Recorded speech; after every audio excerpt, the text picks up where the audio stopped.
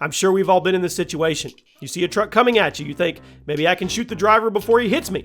And then wham, you're dead. Or maybe you see the truck coming and you think, okay, I'm going to jump out of the way at the last second. And then wham, you're dead.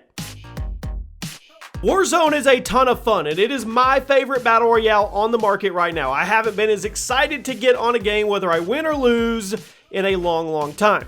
But that does not mean it's perfect. And there are definitely some really frustrating aspects of this game right now, despite how good I think it is. So today, I wanted to give you guys 10 of the worst things about Warzone BR. Hopefully these are things that are going to be focused on and fixed in the near future. Let me know in the comments what you think the most frustrating thing about the game is right now, or maybe the thing that you think needs to be tweaked for the game to be better. Drop a like, make sure you have those notifications on, the YouTube notifications, and the Team Chaos notifications so you never miss an upload. And we're going to start off with the connection. Let's get the obvious one out of the way.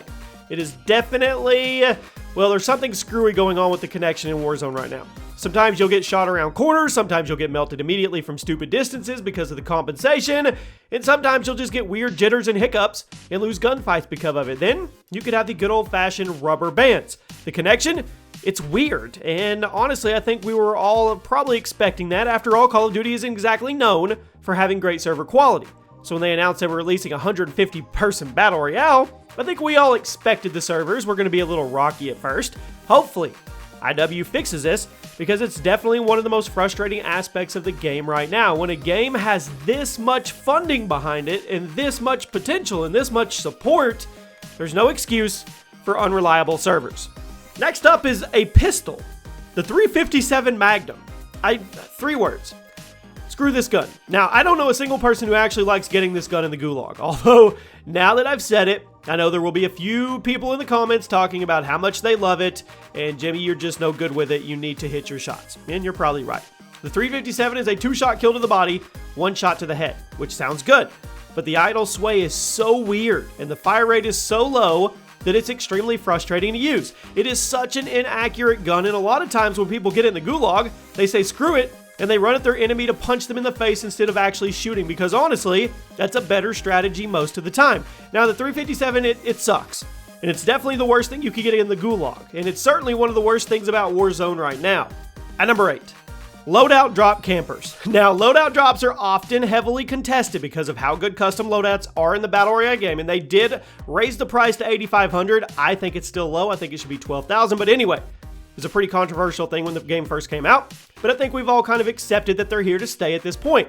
Every once in a while throughout the match, a few loadout drops will fall onto the map randomly and be marked for everybody around the area, at which point you can either dive on it and get out before anybody notices you, or you could set up shop for a little while, just a little distance, and wait for another team to run up on the drop, at which point you annihilate them with snipers, explosives, or an airstrike. Now, it's a pretty dirty way to play, but you have to be aware of your surroundings before you try to claim it. Am I right?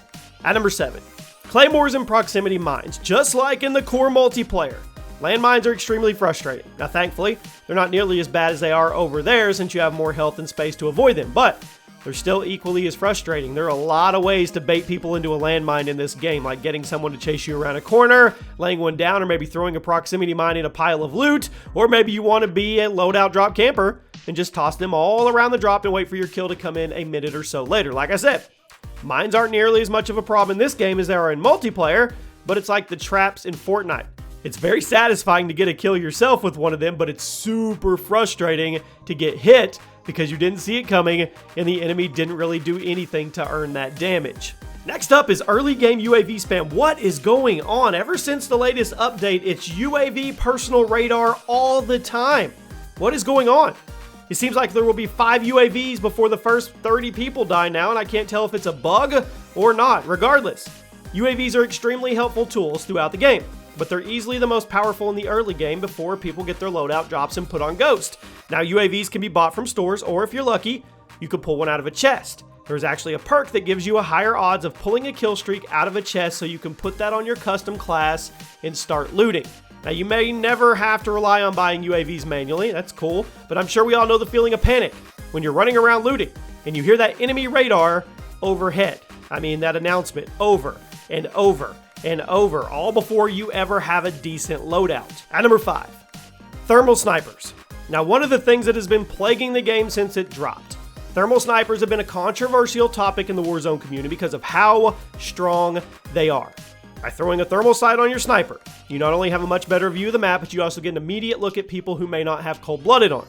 Now, thermal makes it extremely easy to spot enemy players, and even if they are running cold-blooded, you can still spot them through a thermal sight. They're just a little less obvious. Now, there's a ton of debate right now in the Warzone community over whether or not thermal sight should be removed, and I'm kind of split on it. On one hand, the sight is way better than the others, and it puts the user at an immediate advantage over everyone else, but on the other hand, you can counter it by running cold-blooded, but then again, cold-blooded still makes you show up on the thermal sight. You're just not lit up like the non-cold-blooded user, so I really don't know. I don't know how I feel about thermals in Warzone, but I'm sure there's going to be a debate in the comment section. Next up is getting run over. There's a few more frustrating ways to die than getting flattened by a truck or a car in this game. And there are some players out there who have gone out of their way to get really good at driving just for this reason. Getting hit by a vehicle is an automatic 200 damage, which drops you to the ground and almost always results in a death because the driver will just back up right over you again before you can be revived. Now, I'm sure we've all been in this situation. You see a truck coming at you, you think, maybe I can shoot the driver before he hits me, and then wham, you're dead. Or maybe you see the truck coming and you think, okay, I'm gonna jump out of the way at the last second, and then wham, you're dead. Now, in order to be good at Warzone, you really have to be aware of your surroundings. And if you get killed by a vehicle, I hate to break it to you, but it's probably your fault because they're red on the screen and you can see them driving at you, so you should probably get out of the way. Or just do what I do and run an RPG and handle the situation. At number 3, rooftop campers. Now, IW really went above and beyond with this Warzone map. They gave us tons of buildings with full interiors and you can get on the top with either a little parkour or with a helicopter. But this has also created a meta where people will grab their snipers, jump in a helicopter, and go to the highest point they can find and take tags at people from the distance. Now, rooftop camping is annoying, but I think it's just more annoying than unfair. Anybody can camp a rooftop, and if you're sneaky or you get an airstrike, you can clean the rooftop off pretty easily. Now, it's certainly frustrating to get sniped from someone way out in the distance because they claimed a rooftop and they had a thermal sniper, but I don't agree with people saying the maps need to be reworked to make rooftops harder to claim.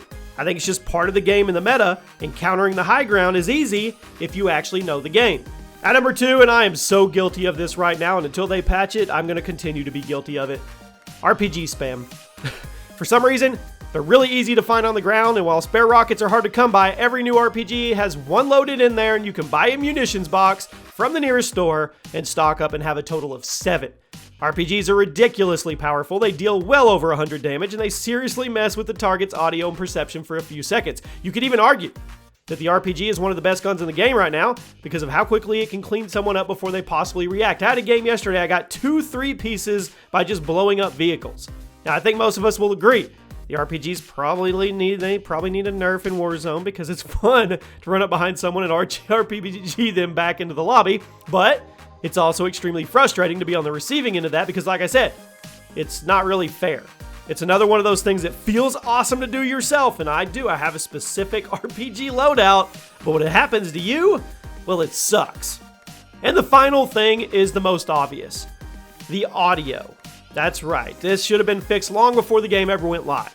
The audio in Warzone BR is bad, both by Battle Royale standards and just by regular multiplayer shooter standards. Remember when Modern Warfare came out? And everybody was complaining about how the footsteps were way too loud, and they were. Well, now we have the opposite problem. Friendly footsteps in Warzone are so loud, while enemy footsteps are often extremely quiet. Sometimes they don't make any noise at all, regardless of whether or not they're using dead silence. So how is it that I can hear my teammate in the next building and 2 floors up, but I can't hear the enemy running in my room and shoving a shotgun straight into my mouth hole? The audio in Warzone is bad, and that's not to mention the shots that come from Narnia that you think are right by you, but they're 2 miles away on the map.